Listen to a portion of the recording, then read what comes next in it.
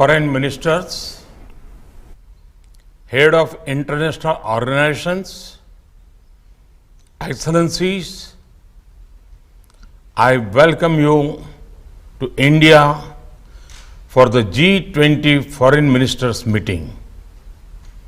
India has selected the theme of One Earth, One Family, One Future for its G20 presidency. It signals the need for unity of purpose and unity of action. I hope that your meeting today will reflect the spirit of coming together for achieving common and concrete objectives.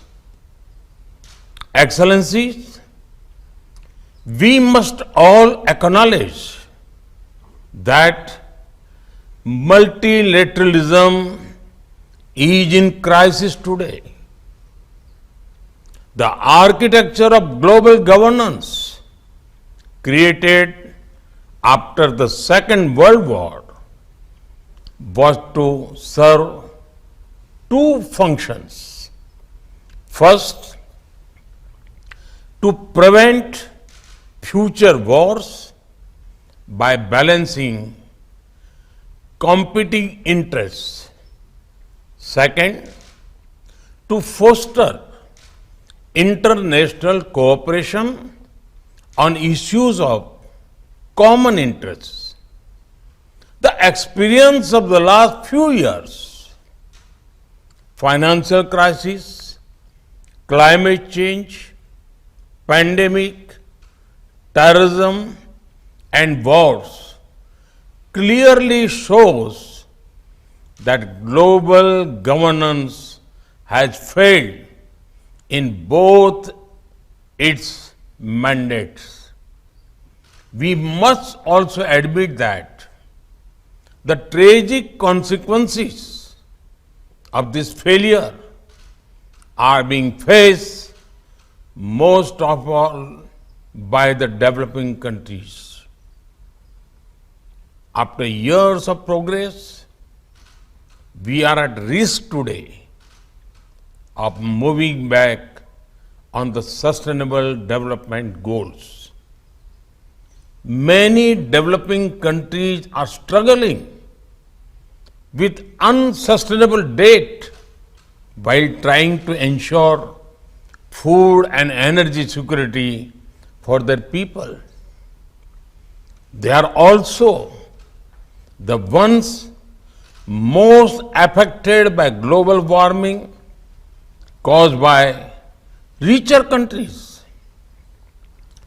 This is why India's G20 presidency has tried to give a voice to the global south. No group can claim global leadership without listening to those most affected by its decisions.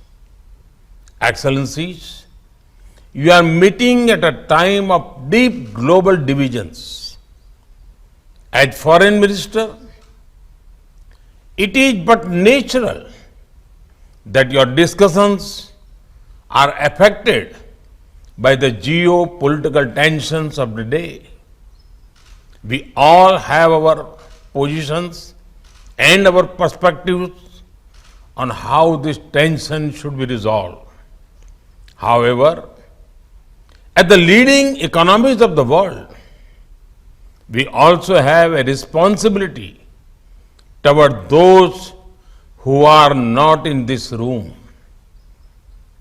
The world looks upon the G20 to ease the challenges of growth, development, economic resilience, disaster resilience, financial stability, transnational crime, corruption, terrorism, and food and energy security. In all these areas, the G20 has capacity to build consensus and deliver concrete results. We should not allow issues that we cannot resolve together to come in the way of those we can.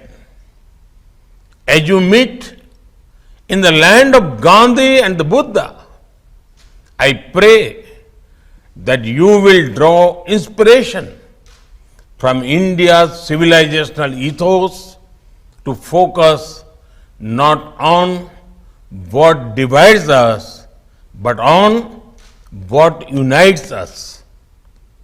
Excellencies, in recent times, we have seen the most disastrous pandemic of a century.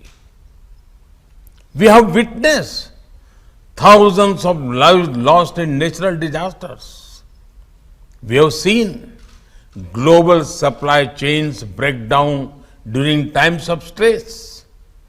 We have seen stable economies suddenly overwhelmed by debt and financial crisis.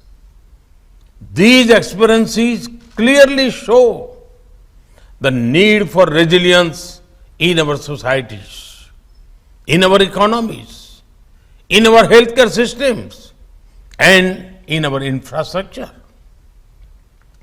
The G20 has a critical role to play in finding the right balance between growth and efficiency on one hand and resilience on the other. We can reach this balance more easily by working together. That is why your meeting is important.